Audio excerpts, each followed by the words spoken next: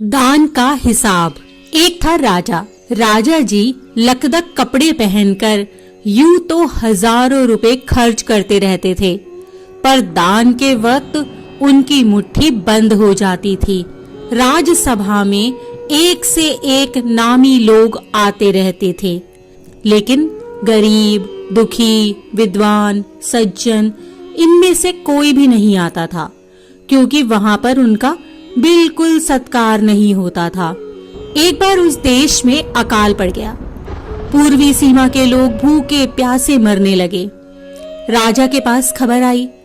वे बोले, यह तो भगवान की मार है, इसमें मेरा कोई हाथ नहीं है। लोगों ने कहा, महाराज, राज भंडार से हमारी सहायता करने की कृपा करें, जिससे हम लोग दूसरे देशों से अनाज खरीदकर अपनी जान बचा सकें। तो राजा ने कहा, आज तुम लोग अकाल से पीड़ित हो, कल पता चलेगा कहीं भूकंप आया है, परसों सुनूंगा कहीं के लोग बड़े गरीब हैं, 2 वक्त की रोटी नहीं जुटती। इस तरह सभी की सहायता करते करते जब राज भंडार खत्म हो जाएगा, तब खुद मैं ही दिवालिया हो जाऊंगा। यह सुनकर सभी निराश होकर लौट गए। इधर अकाल का प्रकोप फैलता ही जा रहा था। न जाने रोज कितने ही लोग भूख से मरने लगे। लोग फिर राजा के पास पहुंचे। उन्होंने राजसभा में गुहार लगाई, दुहाई महाराज, आपसे ज्यादा कुछ नहीं चाहते, सिर्फ 10,000 रुपए हमें दे दें तो हम आधा पेट खाकर भी जिंदा रह जाएंगे। राजा ने कहा, 10,000 रुपए भी क्या तुम्हें बहुत कम लग रहे हैं? और उतने कष्ट से जीवित रहकर लाभ ही क्या है? एक व्यक्ति ने कहा, भगवान की कृपा से लाखों रुपए राजकोष में मौजूद हैं, जैसे धन का सागर हो। उसमें से एक आध लोटा ले लेने से महाराज का क्या नुकसान हो जाएगा? राजा ने कहा, राजकोष में अधिक धन है तो क्या उसे दोनों हाथों से लुटा दूं? एक अन्य व्यक्ति ने कहा, महल में प्रतिदिन हजारों रुपए इन सुगंधित वस्त्रों, मनोरंजन और महल की सजावट में खर्च होते हैं। यदि इन रुपयों में से ही थोड़ा सा धन जरूरतमंदों को मिल जाए तो उन दुखियों की जान बच जाएगी। यह सुनकर राजा को क्रोध आ गया। वह गुस्से से बोला, खुद भिखारी होकर मुझे उपदेश दे रहे हो? मेरा रुपया है, मैं चाहे उसे उबाल कर खाऊं, चाहे तलकर, मेरी मर्जी। तुम अगर इसी तरह बकवास करोगे तो मुश्किल में पड़ जाओगे।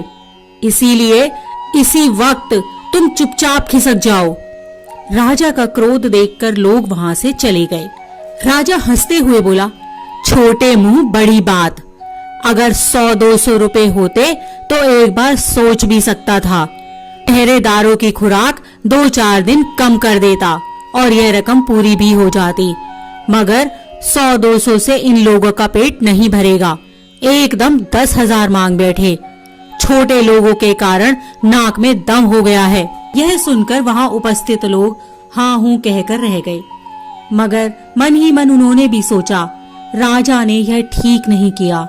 जरूरतमंदों की सहायता करना तो राजा का कर्तव्य है।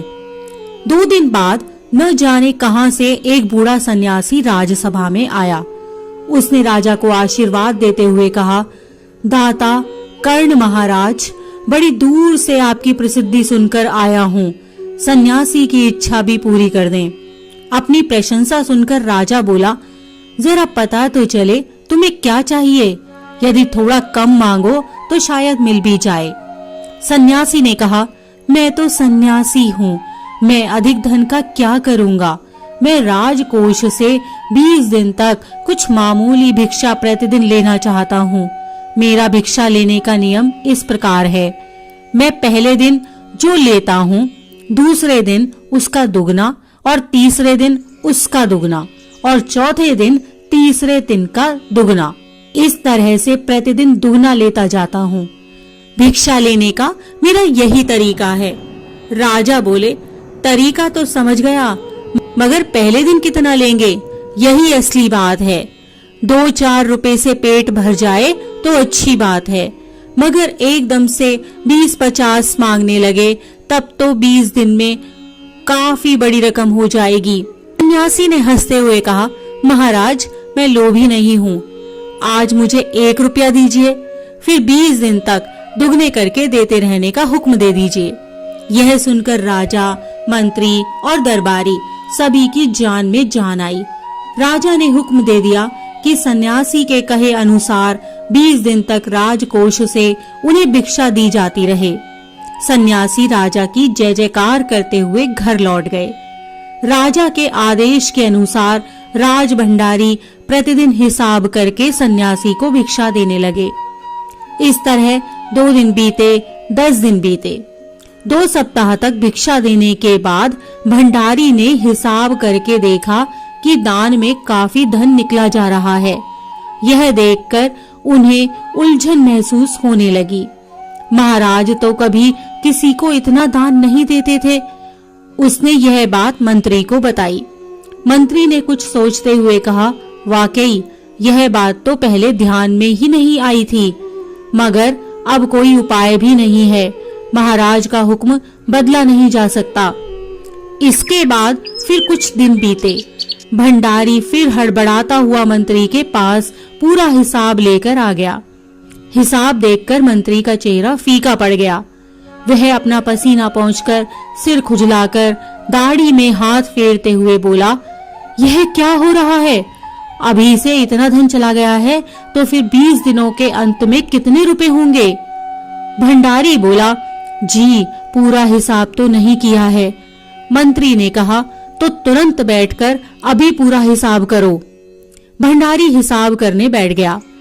मंत्री महाशय अपने माथे पर बर्फ की पट्टी लगाकर तेजी से पंखा झलवाने लगे। कुछ ही देर में भंडारी ने पूरा हिसाब कर लिया। मंत्री ने पूछा, कुल मिलाकर कितना हुआ? भंडारी ने हाथ जोड़कर कहा, जी 10,48,575 रुपए। मंत्री को गुस्सा आ गया और बोला, मजाक कर रहे हो? यदि सन्यासी को इतने रुपए दे दिए तब तो राजकोष खाली हो जाएगा। भंडारी ने कहा, मजाक क्यों करूंगा, आप ही हिसाब देख लीजिए।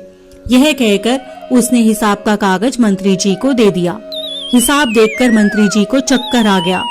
सभी उन्हें संभाल कर बड़ी मुश्किलों से राजा के पास ले गए। राजा ने पूछा, क्या बात है?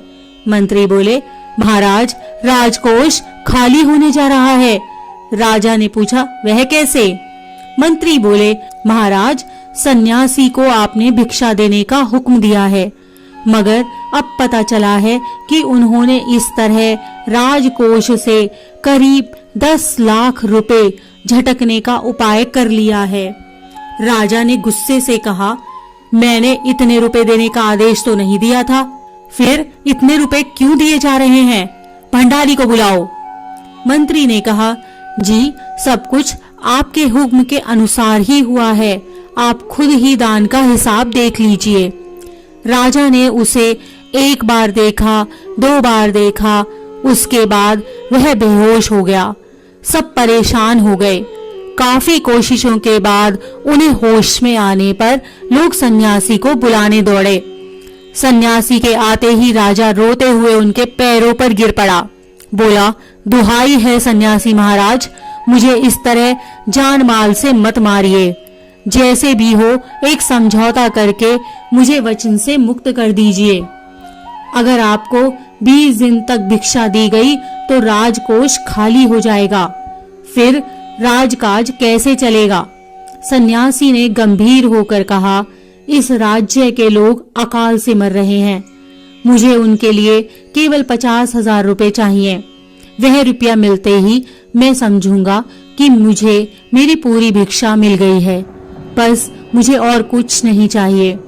राजा ने कहा, परंतु उस दिन एक आदमी ने मुझसे कहा था कि लोगों के लिए 10,000 रुपए ही बहुत होंगे। सन्यासी ने कहा, मगर आज मैं कहता हूँ कि 50,000 से 1 पैसा कम नहीं लूंगा।